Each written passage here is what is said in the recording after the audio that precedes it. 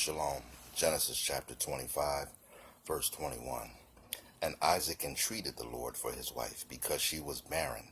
And the Lord was entreated of him, and Rebekah his wife conceived. And the children struggled together within her. And she said, If it be so, why am I thus?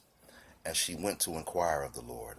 And the Lord said unto her, 2 nations are in thy womb, and 2 manner of people shall be separated from thy bowels, and the one people shall be stronger than the other people, and the elder shall serve the younger. So Rebekah couldn't have children. Isaac entreated the Lord, meaning he prayed to the Lord, can his wife, because she was barren, could she have children? She conceived, she had twins. And when her days to be delivered were fulfilled, behold, there were twins in her womb, and the first came out red all over, like a hairy garment, and they called his name Esau. So he came out red, his skin was red, and he was hairy all over. So like I guess like a Chewbacca looking or a Neanderthal looking type, because he was red and just hairy all over. And they called his name Esau, which means red. And after that came his brother out, and his hand took hold on Esau's heel, and his name was called Jacob, and Isaac was 80 years old. So Jacob was just a regular man of color. But Esau was real, light and red skin, and hair all over his hair, all over like a hairy garment, according to the Bible. And the boys grew, and Esau was a cunning hunter, a man of the field, and Jacob was a plain man, dwelling in tents. So Jacob was like to be in tents, like, when you go camping, lay in a tent, peaceful. But Esau was in the field, hunting animals, hunting people, just all over the place. And Isaac loved Esau because he did eat of his venison, but Rebekah loved Jacob. And Jacob sighed pottage, and Esau came from the field, and he was faint.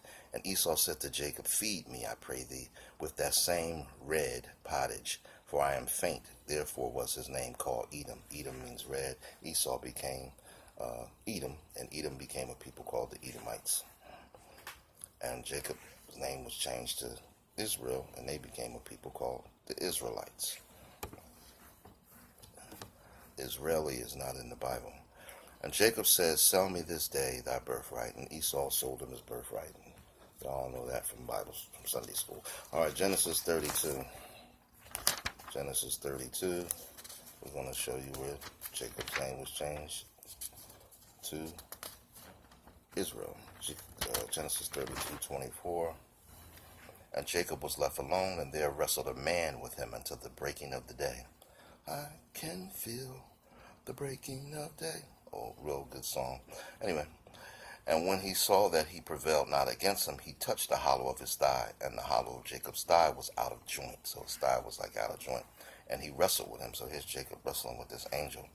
And he said, Let me go, for the day breaketh. And he said, I will not let thee go, except thou bless me. Jacob wanted to be blessed. The angel was like, Let me go, before the day comes in. And he said unto him, What is thy name? And he said, Jacob. And he said, Thy name shall be called no more Jacob, but Israel.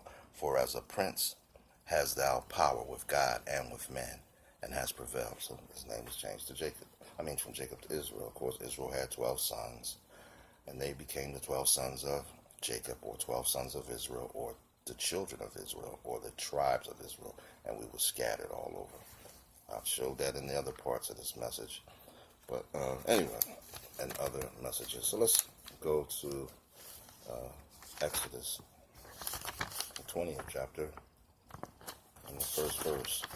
And it reads, And God spake all these words, saying, I am the Lord thy God, which have brought thee out of the land of Egypt, out of the house of bondage. So Egypt meant bondage, meaning slavery, meaning being bound.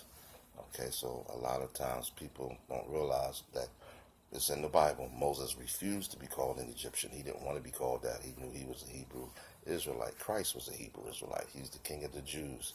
He's the King of Israel. And same with Apostle Paul. He was also in the whole thing. We've explained this already.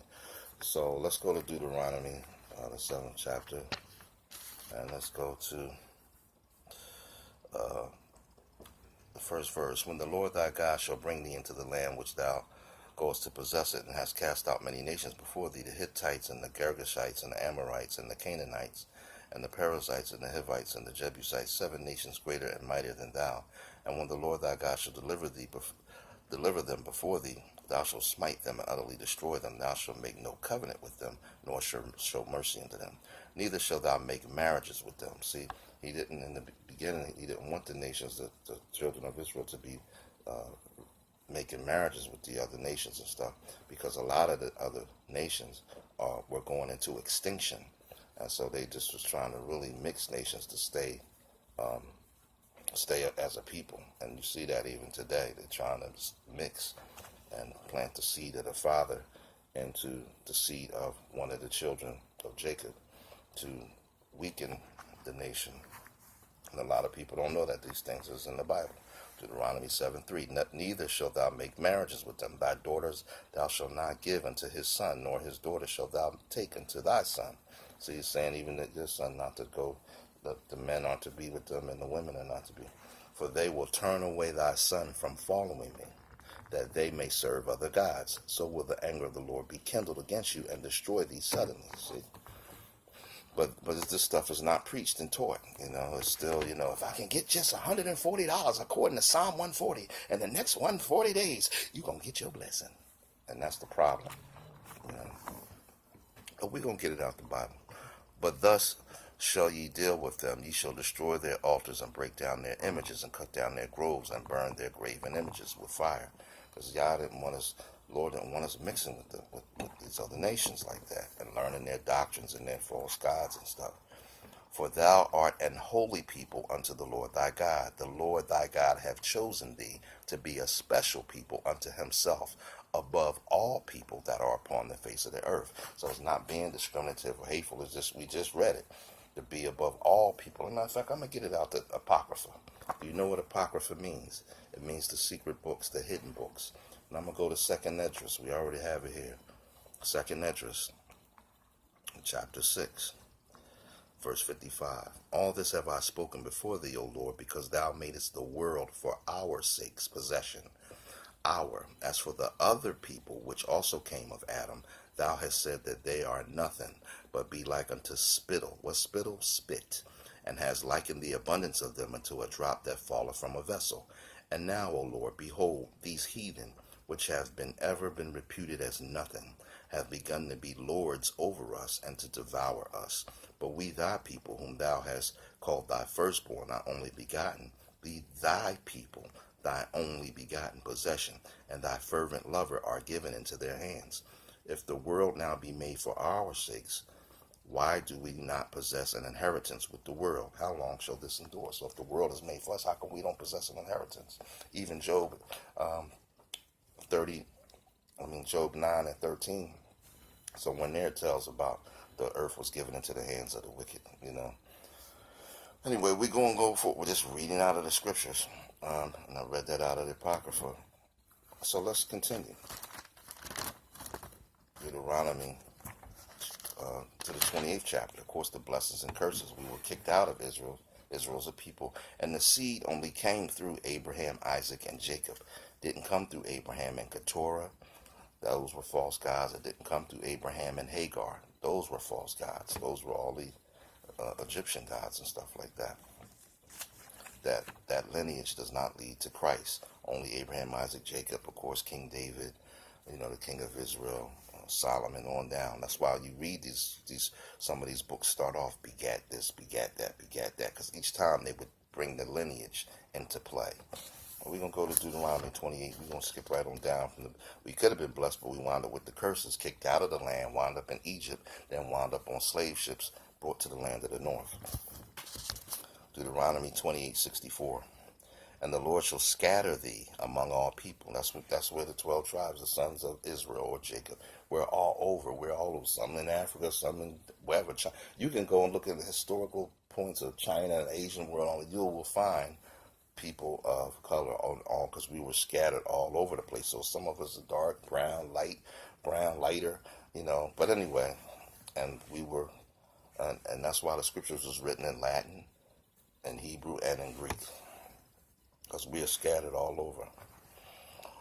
And the Lord shall scatter thee among all people from one end of the earth, even among all people, among all people. This is what we're doing, going what's called line upon line, precept upon precept. We're going through. It's not, oh, you're jumping around in the Bible. That's the ignorance of having a religious spirit. No, it's called line upon line. This is how you bring history into play, and you wake up folk. Among all people from one end of the earth, even unto the other, and there shalt thou serve other gods, which neither thou nor thy fathers have known, even wood and stone. And that's what happened. We wound up all over the place serving these other gods instead of the Most High, because we was doing that in Israel, and we got out of the land we possessed.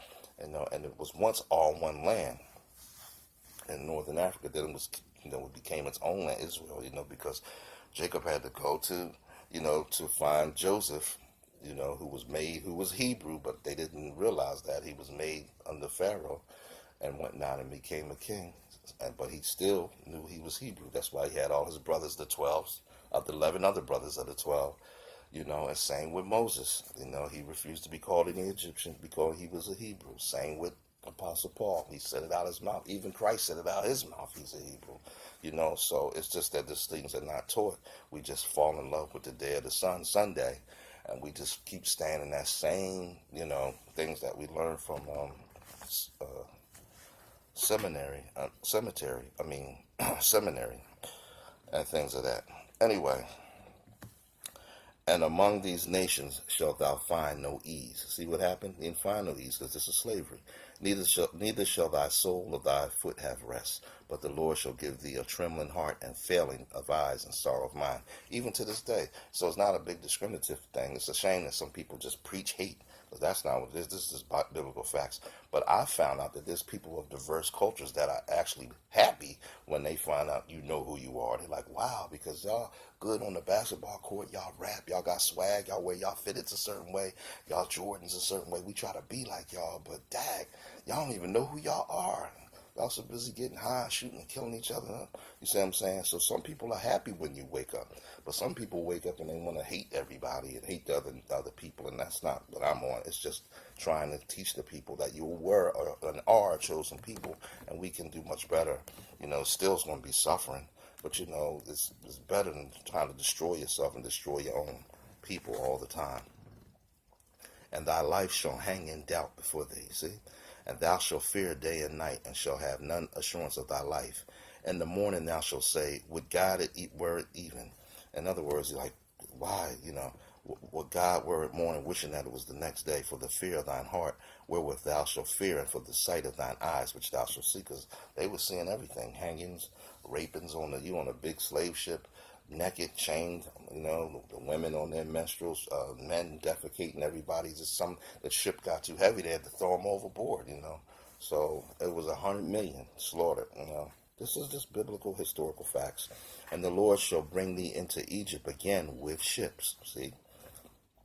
By the way whereof I spake unto thee, thou shalt see it no more again, and there ye shall be sold unto your enemies, for bondmen and bondwomen, and no man shall buy you. So that's that 35, 45, 35, 45, 45. That's being auctioned off in slavery. All right. 2 Chronicles. And we just go on line upon line. There's many other scriptures. And so many other people are bringing out different things, but sometimes they bring it out in very hateful towards everybody. And I think, first of all, you got to wake up to people as opposed to always preaching hate and all that, and show an understanding first, and then we can bring out, Jacob I love, Esau I hate it, and things like that. But there's people that spread all over. So you got to be careful when you come in so direct with a hate message all the time. Because for one, you're not even reaching people because you're just screaming out hate. So you want to be having love. Even Christ said, this is how you know you are my disciples, that you have love for one another. So 2 Chronicles 7, verse 14. If my people, possession, Christ as a people, if my people which are called by my name shall humble themselves and pray and seek my face and turn from their wicked ways, then will I hear from heaven and will forgive their sin and will heal their land. But see, this is the things that we weren't doing. All right? So this is what we're doing, breaking it down line upon line, precept upon precept. Shalom. Stay tuned as we go on through line upon line, precept upon precept.